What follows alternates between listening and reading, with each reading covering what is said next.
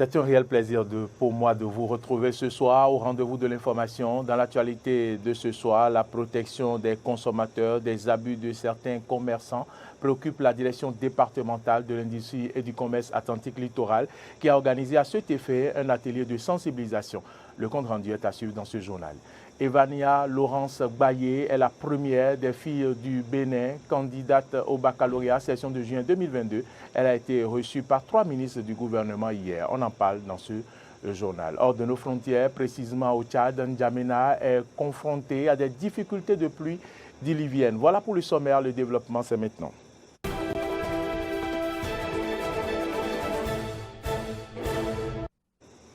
Bonsoir à toutes et à tous et bienvenue dans ce journal. Je l'annonçais en titre, la direction départementale de l'industrie et du commerce Atlantique Littoral a organisé aujourd'hui, à l'intention des opérateurs économiques et commerçants de Cotonou, un atelier de sensibilisation à l'usage des instruments de mesure aux normes. Objectif, protéger les consommateurs des abus de certains commerçants. Compte rendu, Clémence Tonoukoy.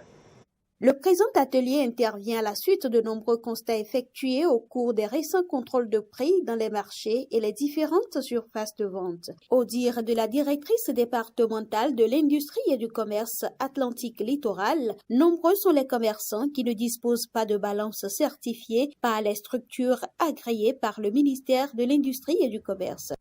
De nos constats, il ressort que plusieurs balances utilisées dans le commerce et surtout du détail ne sont pas certifiés et les points indiqués sur certains produits préemballés ne se conforment pas à la vérification de ce dernier à travers un instrument de mesure. À cet effet, le devoir nous incombe d'agir dans le sens de l'amélioration des conditions de prise de poids avec les instruments de mesure aux normes et de renforcer les capacités des acteurs que vous êtes sur la réglementation des normes. À travers le reconditionnement, certains commerçants mettent en cause la juste mesure des produits vendus. D'autres, par contre, procèdent à des réglages des instruments de mesure. Cet atelier vise à mettre un terme à ces pratiques. Protéger le consommateur et d'exiger de vous, les opérateurs économiques, la certification des balances que nous avions initié ce présent atelier, dont le thème porte sur la sensibilisation des commerçants à l'usage des instruments de mesure aux normes et à la vérification de la conformité des préemballés. Pour le secrétaire général de la préfecture de Cotonou représentant le préfet, cet atelier vient à point nommé. Le thème est évocateur et tombe à pic dans ce contexte de vie chère où les différents produits de grande consommation ont connu une hausse. Il est important de vous rappeler que la protection du consommateur est une préoccupation sérieuse du gouvernement. C'est la raison pour laquelle la préfecture s'inscrit dans cette dynamique. Ainsi, je vous exhorte donc à profiter de cet atelier afin de mieux appréhender la problématique et surtout de mettre en application les notions reçues pour le bonheur de tous. La question de l'obligation de l'affichage des prix des produits dans les surfaces de vente et bien d'autres questions ont été également abordées. La première des filles au baccalauréat, session de juin 2022 au Bénin, a été reçue hier par 3 ministres du gouvernement.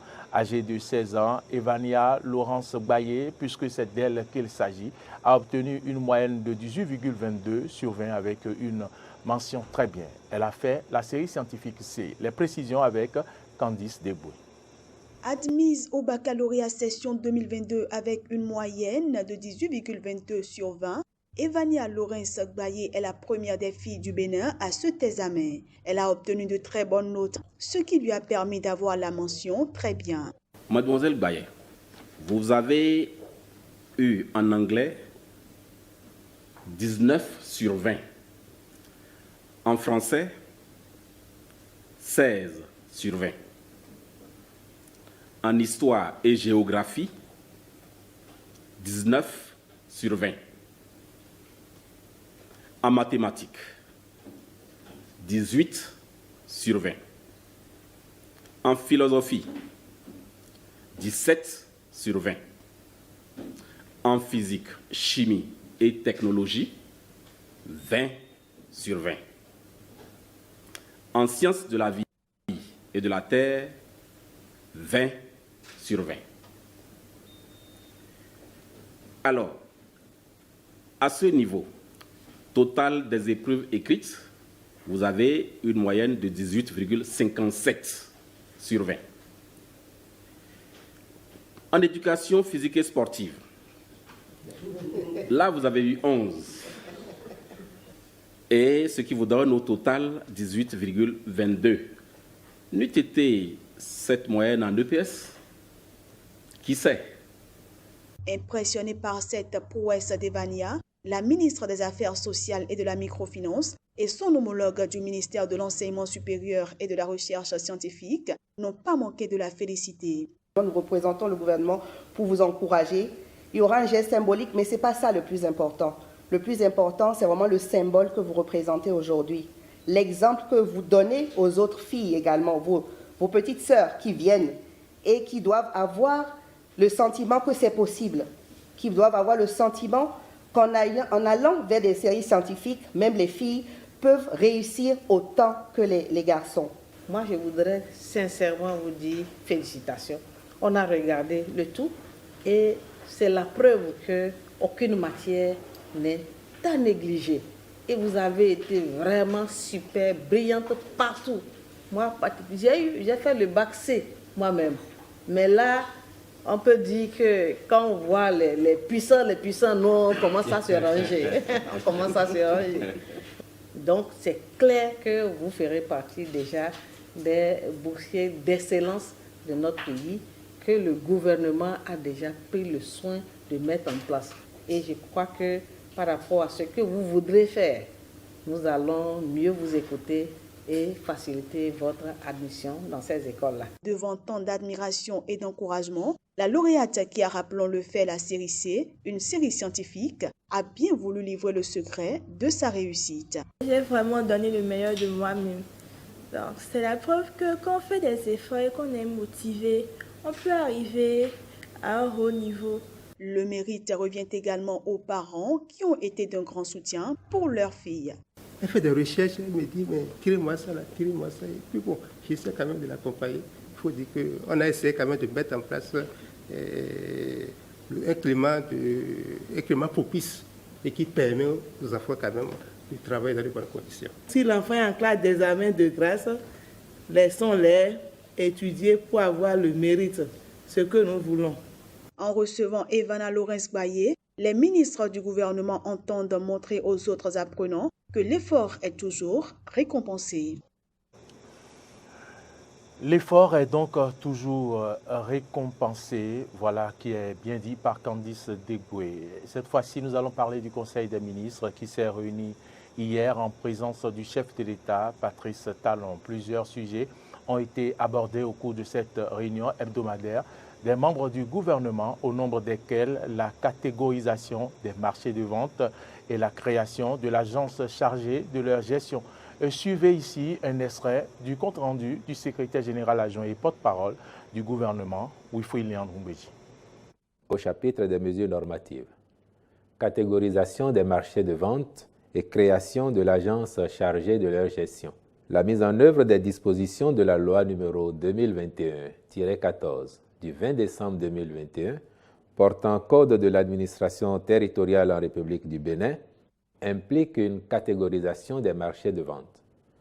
Le présent décret pris à cet effet distingue ceux de niveau national, construits par l'État au titre de son patrimoine immobilier, ceux régionaux, réalisés soit dans le cadre d'une intercommunalité, soit par l'État ou avec son appui pour le compte du patrimoine immobilier d'une commune, mais ayant vocation à rayonner sur les communes limitrophes, puis ceux communaux, construits soit sur fonds propres par une commune, soit avec l'appui de ses partenaires ou avec celui de l'État. Dans la même rubrique des mesures normatives, ont été par ailleurs adoptés les décrets relatifs à la réglementation de l'électrification hors réseau en République du Bénin, l'approbation des statuts de l'Agence pénitentiaire du Bénin et la nomination des membres de son conseil d'administration. S'agissant des communications, en point 1, Approbation du plan stratégique 2022-2026 du ministère des Affaires sociales et de la microfinance. En point 2, déploiement de nouveaux aspirants au métier d'enseignant, renforcement des capacités de ceux titulaires du baccalauréat, ainsi que des enseignants nouvellement promus directeurs d'écoles primaires publiques au titre de la rentrée scolaire 2022-2023. En point 3, acquisition de 2 aéronefs neufs par l'État béninois. À ce jour, notre pays ne dispose pas d'aéronefs civils pour faire face aux situations d'urgence d'ordre sanitaire, médical ou logistique. C'est pour y remédier que le Conseil a marqué son accord pour l'acquisition de 2 appareils neufs de type Twin Otter série 400. Il s'agit d'aéronefs court-courrier qui s'adaptent bien aux nécessités d'assurer une liaison domestique comme sous-régionale.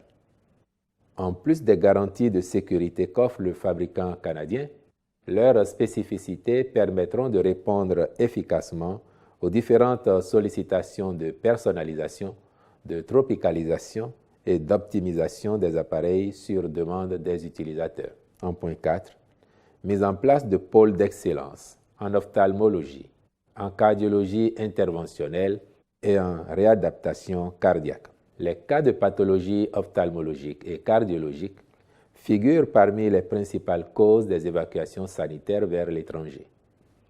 Dans la perspective de leur prise en charge adéquate sur le territoire national, en attendant l'achèvement des travaux de l'hôpital de référence d'Abomey-Calavi, mais aussi en vue de disposer localement de ressources humaines éprouvées pour une offre de soins de haute qualité, le Conseil a autorisé la mise en place de partenariats à ces fins.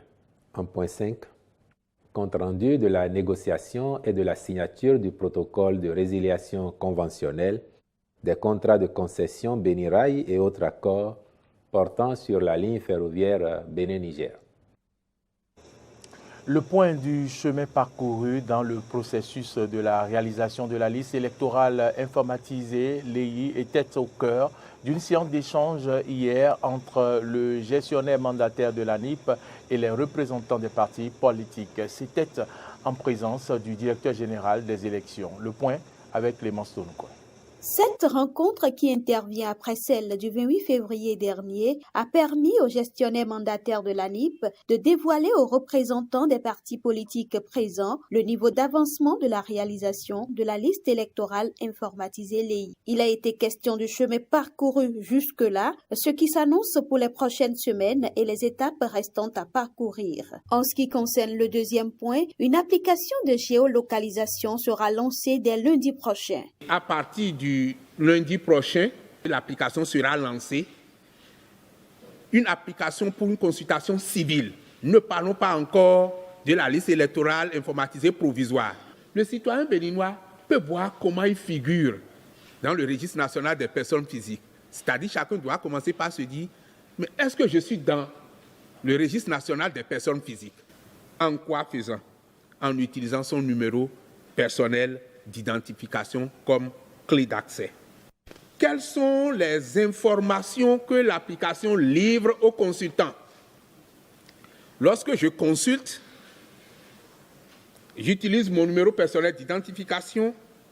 Cela m'affiche mon nom, mon prénom, ma profession, mon identité judiciaire, mon département, ma commune, mon arrondissement, mon village ou quartier de ville et mon centre de vote.